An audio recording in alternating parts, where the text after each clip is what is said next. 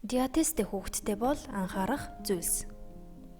Энэ нь харшлын нэг хэлбэр бөгөөд энэ үед хүүхдийн бие хүнс тэжээлийн зүйлсд хит мэдрэмтгий болж биеэ эсэргүүцлэн суларснаас арьс, салст, бүрхөвчүүд нь илүү цочрон өрөвсдөг байна. Диатез нь хүүхэд төрсний дараа 1-3 сартаа дийлэрч хүүхдийн нүүр, бие дээгүүр жижиг цэврүү туурдаг. Хүүхэд дараах шалтгаануудын улмаас диатез тусдаг. Ээж аавынх нь хин нэг нь харшлын гаралтай өвчнөд өртөмтгий.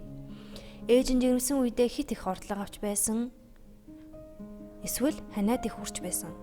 Хууч харахаг өвчтэй, жирэмсэн байхдаа хит их чихэрлэг зүйлс, газтай ундаа, жуус, амтлагч, халуун ногоо хэрэгэлсэн. Мөн жирэмсэн байхдаа хүнд хортой нөхцөлд ажиллаж байсан. Их антибиотик эм тариа, арх тамхи зэрэг хэрэгэлсэн. Хэрвээ таны хүүхдэд диатез өвчний шинжилэрсэн бол та дараах зүйлсийг анхаараарай. Хөхөр хоолдог бол ээж нь хоолны дэглэм баримталж чихэр, шоколад, кофе, халуун ногоо, амтлагч болон харшил үүсгэж зүйлүүдийг хэрэглэхээс зайлсхийх. Зулаан хагийг вазелин болон зориултын тос түрхэж зөөлрүүлэн савнтай усаар угааж байнга цэвэрлэж байх. Хүүхдийг өдөр бүр усанд оруулж арьсны нугалаастай хэсгийг хуурай байлгах.